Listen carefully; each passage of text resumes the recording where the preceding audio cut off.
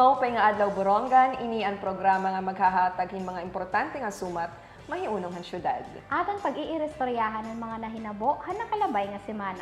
Hiya ko hi AC Macheca. Ngan ako naman hi Amantea Dala, ini ang Borongan Today.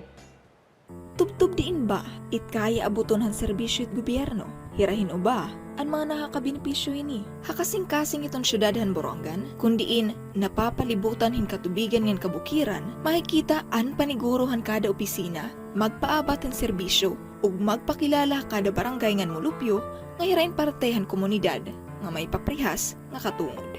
Didala nakalabay nga simana, hapag silibrar han ka-34 nga Civil Registration Month yan ang Pebrero, usa nga programa han CCRO inan pagbuhat hin outreach program ngadto mga barangay han Borongan nga damo ang diri pa mga rehistrado kundiin ang barangay pinanagaan ang may pinakadamo nga kaso ngan siyahan naman liwat nga nakakarawat hin libre nga panrehistro para han late birth registration han nasabi nga programa ha mga far-flung barangays. Harayo, but nga ahit kasalugan, ngan makuri transportasyon, labi na ang pangitin kwarta, na imbis ikatit sawang, ingin papalit na lin pagkaon. Maabutin sobrasyin, nga diri mga rehistrado, an nabuligan makapanrehistro, ngan maasistiran, han iba pa nga mga serbisyon opisina. Haman nilampus nga paningkamot, upod ang kasing-kasing han pagserbisyo, hingyap nga mabuligan ang mga mulupyo nga nagkikinhanglan. Ininwaray ginpipili, ug waray babayaan. Hayana, samtang padayon nga gin-implementar ang Birth Registration Assistance Project kun BRAP, han Philippine Statistics Authority ha Pilipinas, damo nga mga tao, upod na antika nga upstream barangays ang nakakabenepisyo. Damo nga salamat, hana City Civil Registry Office han iyo ginpaambit na serbisyo ngadtohan aton barangay Pinanagan, nga niya Borongan City. Nga nadiskubre naton liwat ate, pinaagihin nga iraging himo nga satellite registration dito barangay Pinanagan, nga damo ngayon ang aton mga residente din hi Borongan nga diri parehistrado, labi na adton mga idaran na. So you could just imagine nga ini nga mga tao waray ngayon nira access hin maiha nga panahon han basic services sa gobyerno. Since it aton services, labi na gud iton pag-enroll kun ta eskwelahan, ina-require nga mapasa kita hin live birth. So ito ngayon nga mga residente nga nagpa-late birth certificate registration, in kasagaran haira, waray pa pang-eskwela. Yes, and usa nga heartwarming story diya nga adto na nagsusurat nga bata han clip han video nga hiya ang nagsusurat para han iya nanay. Kay tungod nga hiya man nito nakaka-eskwela, ngan aton mga 57 years old nga waray pa live birth. Imagine waray niya for sure waray niya valid ID or for the longest time. Yes, for the longest time. And nagpapasalamat kita na syempre kailangan may ada naton hinisuga din nga mga programa, especially nga iba pa nga mga barangay, naton mga panulugon nga barangay. Like for example, binuwangan yan barangay San Mateo, nga bibisitahon hiton CCRO liwat. And damo nga salamat liwat han mga nakipag-cooperate han mga taga-barangay Pinanagan. Nga diin, bisan ang mga warayhan lista, nataganiwat han parehas na serbisyo. Yes. So, ini talaga kikitaan at kung ano gud kadako nga butang nga may ada kita sugad nga serbisyo para na aton mga taga-harayo nga barangay. So, dami-dami nga salamat na aton City Civil Registry Office. Ngan speaking of public service, salda man liwat nga naging inisyatibo, hindi kang naman hagawas, inan pagkanhihan Noor Dubai Foundation. So, ini nga Noor Dubai Foundation, usay niya nga non-governmental organization nga nakabase ha United Arab Emirates. So, niraging buhat, hinanihira ha Eastern Samar para maghatag, magpaangbit, serbisyo para naman ha eye care problems sa natin mga ikasi-estehanon. Yes, nagpapasalamat kita especially itong liwat provincial government nga naghatag liwat hirahin pag-assist din hini nga foundation nga diin na binisita liwat hira din hi Borongan City Hall nga nakaistorya niya hi Mayor Jose Ivan Dayan Agda through courtesy call dira ha Mayor's Conference Room nga nagpapaambit liwat Mayor Ryan Agda hiton mga estudyante nga magkokolehiyo nga sana makakuha kamo hini nga pag-eskwela hita ophthalmology. Kay kulang gud kita hin ophthalmologists dinhi ha Eastern Summer. Amo iton nga itaton mga residente kadam-an diri nakakatagamtam hiton ay pagtagad eye care nera mga problema sugod iton katarata, sugod iton agap nga pagkabuta. So iton pinaagihan din buhat ang Nordby Foundation. Finally iton aton mga residente nagkaada na hinhigayon nga matagadan ira mga problema ha ira mga mata. Yes, and ayaw kita kahulop kasi damo anwaray ka cater hindi nga ira pipirala kasi limited slots nga limited liwat an ira time hanira pagkanhi. So mabalik pa kuno hera Yes, nakastorya naman ang head han Nordby Foundation which is si Sir Omar Bah. He was very kind. Nagsiring hiya nga mabalik hira ngan hingahang utro ha Borongan. And dito nga era pagbalik, diri ila iton an era mga nahibilin nga mga pasyente kumbaga may daman hiton mga follow-up diri ila ito an era pagtatagahin attention kundi pati na ang mga bag-ong pasyente. Yes, ang mga siguro nga waray kahibulighan lista. Yes.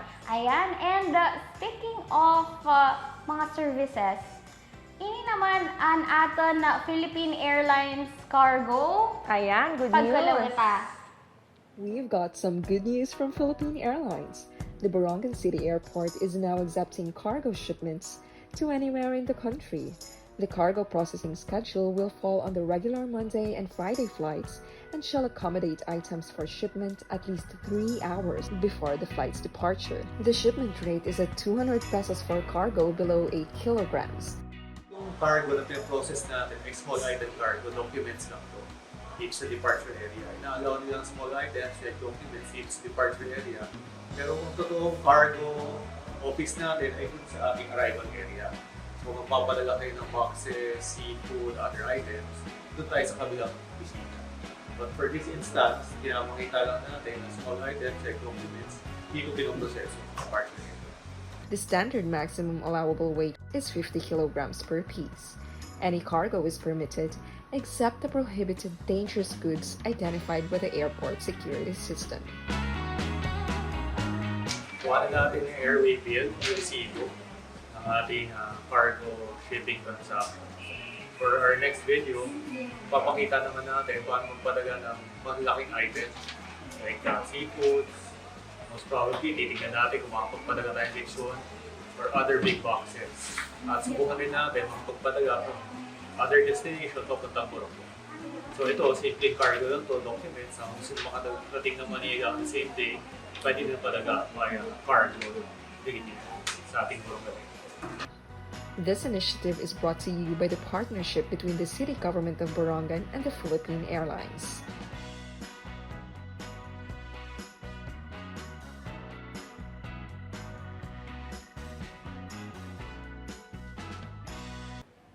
Ayan, so nakita natin nga magkakaada nahing cargo shipments ha Philippine Airlines di daha Borongan City Airport. So ang matatabo is ma-acceptar na ang Borongan Airport pinaagihan Philippine Airlines hing cargo shipments di dahiton Mondays and Fridays nga mga adlaw. So nakatuon hiya hit aton regular flights hito nga mga schedule. So, ang bubuhaton la, ang aton mga magpapadara, Ate AC?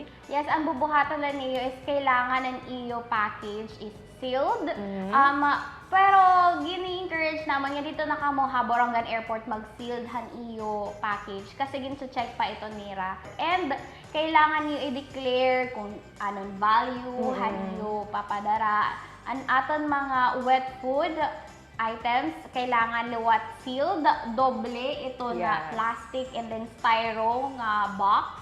Ito naman para ha Manila, Cebu, Borongan nga pagpadara. Pwede ka mo 24 hours, within 24 hours before the flight na. Kasi tikang always open naman ito PAL Cargo ha Manila or ha Cebu. So, pwede ka mo makapagpadara within 24 hours before flight. So, unlike din ha Borongan, kung Borongan to Manila ngan to Cebu, is kailangan niyo in within, 3 hours before Yes, ang atong polisiya is 3 hours antes itong departure hit aton Mondays and Fridays nga mga flight kinahanglan na adto na iyo igpapadara. Parte naman ang aton mga rates, bale nakadetalye na iton hit aton page. Just visit the Borongan City Information Facebook page. Ato na iton nga tanan. Pero para lahan niyo impormasyon, ang cargo nga na-fall below 8 kilograms, sinaada laing 200 pesos nga flat rate. But of course, we also have additional fees such as valuation and handling charges. Depende na lang iton pag-assess hiton value hit iyo igpapadara nga items. Yes, and especially kung may pa-value ano yung Yes. ipapadara nga items, diba? And may VAT pa. So, hira na ito, bahala mag-compute. And then, so far, naton video nga ginpakita, 200 pesos, diba? Kasi document man la. Pero actually, minimum nga weight is 1 kilo. So, kailangan mag-fall na ni hiyahin 1 kilo para ma-accept niya raan yung package.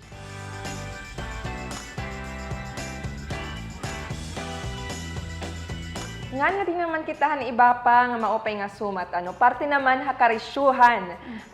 We're glad to share with you nga nagkaada kitahin National Arts Month celebration din ha Borongan City kundi nagkaada kitahin series of activities parte ha musika, ha visual arts, dance, ha theater arts nga pinangunahan han Office of the City Population and Development nga under the leadership of Sir Mark Cortado Jr. So, ang nahinabo, nagkaada kitahin opening in art exhibit, Hamurawan Park, which is it the first time ating nga nagkaada kitahin art exhibit dito? It's the first time, Yes. So, ito nga art exhibit, hindi ngumog, hinatan mga art enthusiasts nga I heard na majority of the paintings there are already sold. So, Yes, kaya pala guti na la ito na, actually waray na, no? Parang naubos na.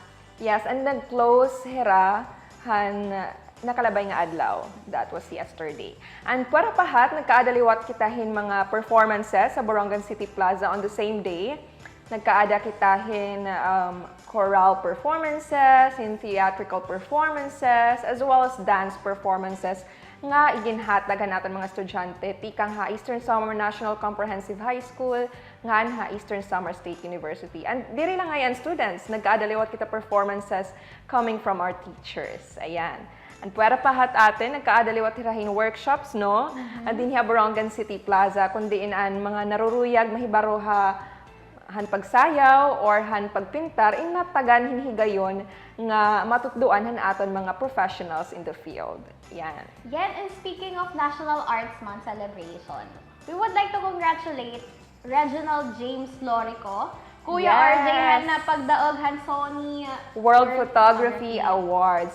And just so you know, mga kasangkayan, nag-uusaan la hi Kuya RJ nga nagdaog tikang ha Pilipinas. Compared to other countries nga nagdadamaan era mga shortlists, nadaman era mga runners-up, dinhi ha Pilipinas, uusagod lahi Kuya RJ nga nagdaog. So congratulations Kuya RJ!